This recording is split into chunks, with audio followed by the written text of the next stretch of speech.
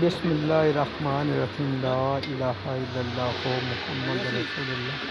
अस्सलामु अलैकुम दोस्तों, सुनाओ की हाल चाल है? ठीक हो? ਅਸੀਂ ਅੱਜ ਮੋਟਰ ਦਾ ਕਪੈਸਿਟਰ ਚੇਂਜ ਕਰਨ ਲੱਗੇ ਹਾਂ। ਸਾਡੇ ਕੋਲ ਇੱਕ ਛੋਟੀ ਜਿਹੀ ਆਵਾਜ਼ ਟੈਂਕੀ ਹੈ। ਮੋਟਰ ਸਾਡੀ ਜਿਹੜੀ ਨਾ ਰੁਕ ਜਾਂਦੀ ਹੈ, ਇਹਦੇ ਤਾਕਤ ਹੀ ਕੋਈ ਨਾ, ਜ਼ੋਰ ਨਾਲ ਹੀ ਲਾ ਰਹੇ। ਪਲਾਸ ਹੀ ਪੁੱਠਾ ਚਲਾਉਂਦੇ।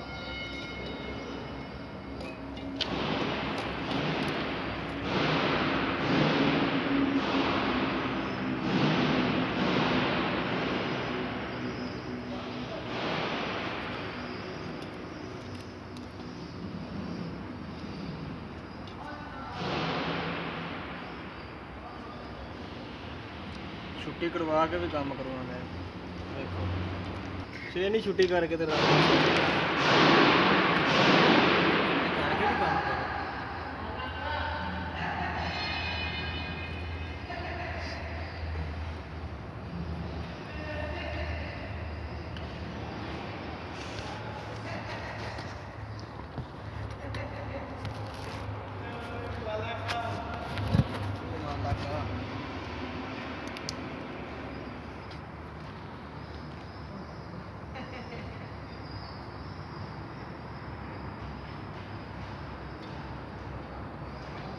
ਉਹ ਇਸ ਟਾਈਪ ਤੇ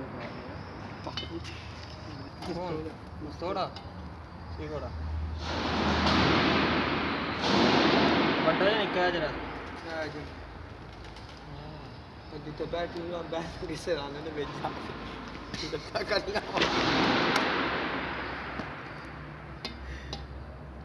ਸਹੀ ਚੱਲ ਖੈਰ ਇੰਨਾ ਕੁ ਤਾਂ ਬਣਦਾ ਹੀ ਇਹਨਾਂ ਦਾ ਵੀ।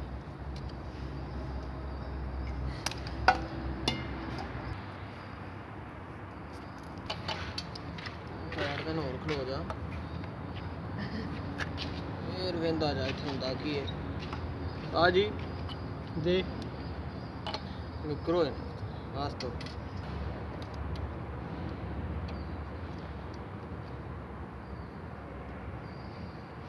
ਚਾਬੀ ਆ ਕੋਲ ਖੋਲਦਾ ਤਾਂ ਨਹੀਂ ਪਿਆ।